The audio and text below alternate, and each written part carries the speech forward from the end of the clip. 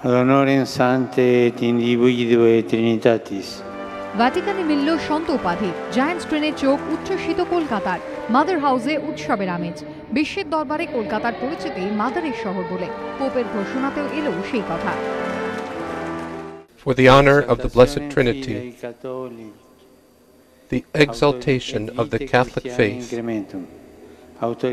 and the increase of the Christian life by the authority of our Lord Jesus Christ and of the holy apostles Peter and Paul, and our own, after due deliberation and frequent prayer for divine assistance, and having sought the counsel of many of our brother bishops, we declare and define Blessed Teresa of Calcutta to be a saint.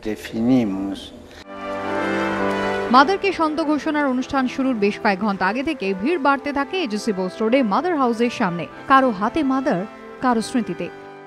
সেই সময় মানে আমরা গ্রুপে ছিলাম, তো opportunity পেয়ে গেছে এটা ফটোগ্রাফি করবার জন্য। তো বলতে পারি কি আমি ব্লেসড আছি। এটা আপনার এই ছবি আপনি নিজে তুলেছিলেন? ছবি আমি কত বছর ছবি তুলেছি? এটা 30 বছর আগে তুলেছি।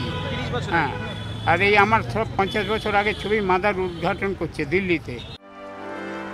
ঐতিহাসিক মুহূর্তের সাক্ষী হতে মাদার হাউসে হাজির ছিলেন বিদেশিরাও।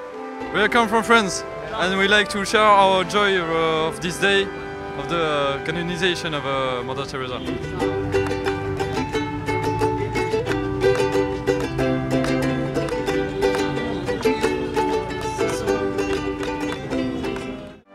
মাহেন্দ্রক্ষণের দিকে যতই এগিয়েছে ঘড়ির কাঁটা, ততই অধীর হয়ে উঠেছে মাদার হাউস। ভেতরে বাইরেই চলেছে প্রার্থনা। তারপর এলো সেই মুহূর্ত। Ad honorem Sancte et individuo Trinitatis. উচ্ছ্বাসে ফেটে পড়ল মাদার হাউস।